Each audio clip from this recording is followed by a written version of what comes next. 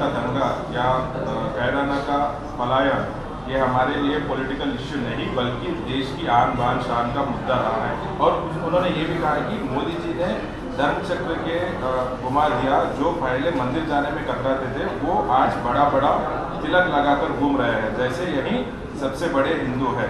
यही एकता की ताकत है। देखिए, देश, सबसे पहली बात तो ये है कि मुख्यमंत्री योगी आदित्यनाथ जो उन्होंने शपथ ली है कॉन्स्टिट्यूशन पर, संविधान पर, वो हम उनको ये कहता है कि आप सबसे बड़े इंडियन बनेंगे। आप इंडियन बनेंगे सबसे पहले। आप एक स्ट्रांग इंडिया क्रिएट करेंगे, आप एक स्ट्रांग यूपी क्रिएट करेंगे। तो ये शपथ में कोई मज़हब की बात नहीं है, ना संविधान ये कहता है कि ये देश ये मज़हब के मानने वालों का और इनका नहीं है।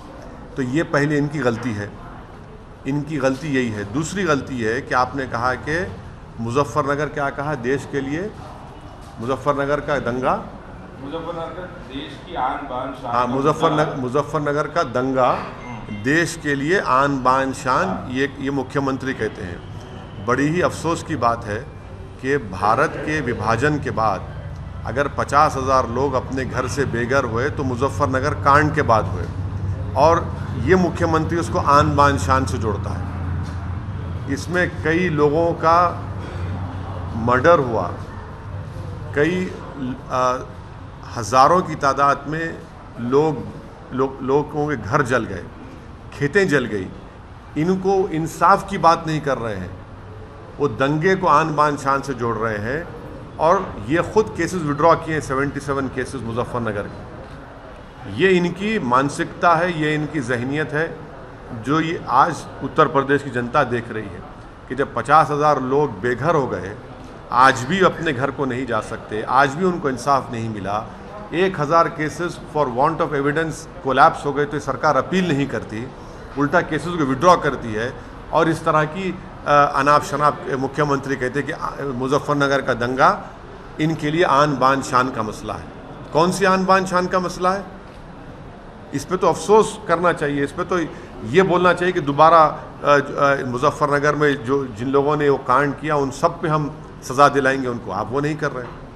सर, तेलंगाना की बात करते हैं। हाल ही में हुस्नाबाद के चुनाव के नतीजे आए और जहाँ पर टीआरएस आ गए, और अभी जिस प्रकार से कल मुख्यमंत्री ने जो है प्रेस कॉन्फ्रेंस करके काफ़ी बातें कही बीजेपी के लिए, तो क्या आप समझते हैं कि तेलंगाना में अब बीजेपी स्ट्रांग होती नजर आ रही है?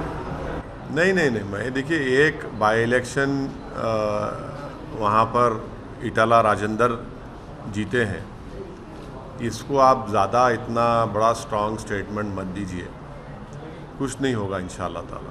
जीते हैं ज़रूर, जनता ने उनको वोट दिया है और रिज़ल्ट आया है, इटाला राजेंद्र की कामयाबी हुई है।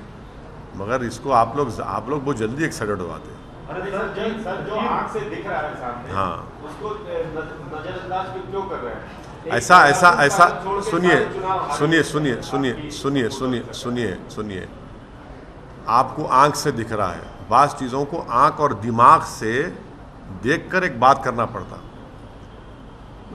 तो वो तो आपको आँख से दिख रहा है, हमको जो दिमाग हमारा कह रहा है, आँख हमारी कह रही है, थोड़ा बहुत हमको जो तजुर्बा कह रहा है। यही बीजेपी नागार्जुना सागर के बाई इलेक्शन में ज़मानत जब्त होगी उनकी। सुन तो लीजिए, नागार्जुना सागर में ज़मानत जब्त हो गई, तो ये मत जाइए, ये कुछ होने वाला नहीं है। Sir, Nishad Party के chief claims Lord Ram was born into Nishad family, and BJP always claims that even Hindu says son of Dashrata. What would you like to say, sir? If you are saying that they are deceiving Hindus and all these statements are coming, what would you like to say? नहीं, ये तो मोहन भगवत को बताना पड़ेगा, जो DNA expert है। RSS के मोहन भगवत को बताना पड़ेगा ये बात। ये बता दें आप पूरे देश को। वो हर बार डीएनए की बात करते, तो हम तो कहेंगे कि श्री मोहन भगवत ही एक्सपर्ट हैं इस पर, वो बता सकेंगे। ऐसा मतलब ये रिसीव करना नहीं हुआ कैसा? मतलब वही दिया साइलेंट फॉरवर्ड? नहीं, ये तो बीजेपी के जो बड़े बड़े नेता हैं वो बताएंगे, हम क्या बताएंगे।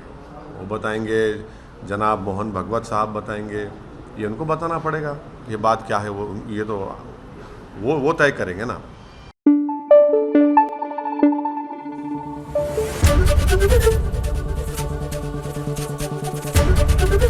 एबीपी न्यूज आपको रखे आगे।